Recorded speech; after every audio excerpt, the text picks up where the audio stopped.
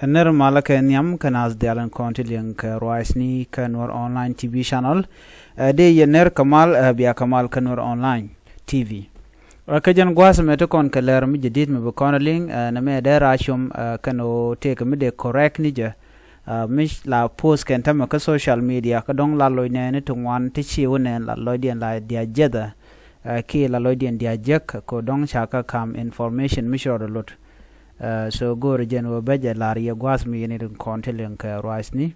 ka Nuer online TV channel ko chang chiwo ne run bi shu ngajeno no mo kach she talk bana roche me banje goro no bana je nywaka rodan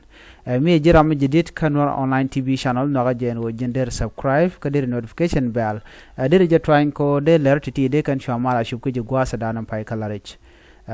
ku subscribe ka nywaka ne ko ken kala mi char belam no jagor pin ka kor ka mi chiraj me chijelen gwaya ala ban len gwasa me misinformation da na sha kamnas ki information mishirung ko dong deje lana but kanede kon tin la jitter kala wearing ngone be kan information mi je ba jo to ko online kay yo brarian lo de bo jat ko manana shoda lat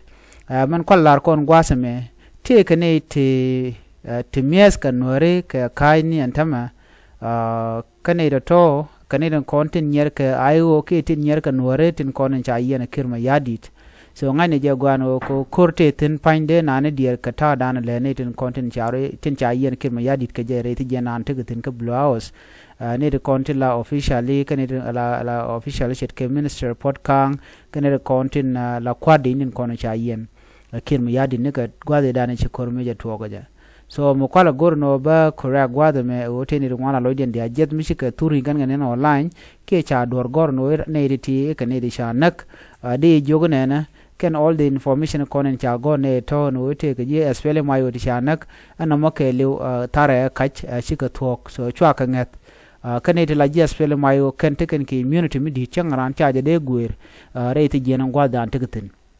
ngada je no mone shikan te re ti je ka long dien te kuma te tin so en kuma nan tin kane de kon te la international community shang na men ti kon jo den ti kon linga no shol kon ke ngushe interfere te tin an gwa da mi ngai ken kon lat korodien so tel ma goro benad biken loiden be jade ngushora la tel mi shora lat ken tel kare gwa dan te tin du no jen yene dana sha yen ka tel me shalat ka me la me jiak me te me to ka ba je ngaj but for now ko international community teten tel me beloy nat be jat ga je ki benad yer ka je ko te ka tet ka kuma me dit so na me jena dana goro no de nyoga yekel kene de content la jitar no retin kwa ka posen wo cha ne ti cha ka nak ne ti chi kir ke lele na goro je gwano yen chak to cha ka bilin ano nyen na yes nyen na but mi sho ko ram cha yen mi la politician be je long no jen but te mi jang balat ke je ko win mon tin ngaje mi ram mi motel charling you montali problem de jine let kam je ga dan de let ke ji ko tele ji story mit koru bane de ti ke ne de te tere siyasa ka mundan le rode tele mi de gwerka de tene kana la ne de shayen la politician ne shayen de o chai ne ka duer ken mi shiran ke duer chajalat yo mi duer me de ran na ga yo de kulo je ka kod gwa da na chaji yenten do know right now te ram de ran nak lora bang che de mun tuɔɔk so ken dia tele kariek so gor jeno biya roje me biya je disregard roje dan chala den go ken sha kan ne kon ke enemy of peace enemy of progress ten kon cha gor no dong de malder ten ken den kon tela je SPLM IO ten kon cha yen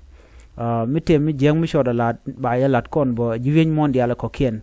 ko ken right ken dia ko ken shimwa kon ten dong tel luang ke tel lat ngai ketin kon lat ko de ne content right ke kuma so agenda na gore de nya yekel chu agu jeno ne ti ke normal people ti de rande chu lat kemi jek immediately gwaran cha captain no tiken ka power ngore tiken ka long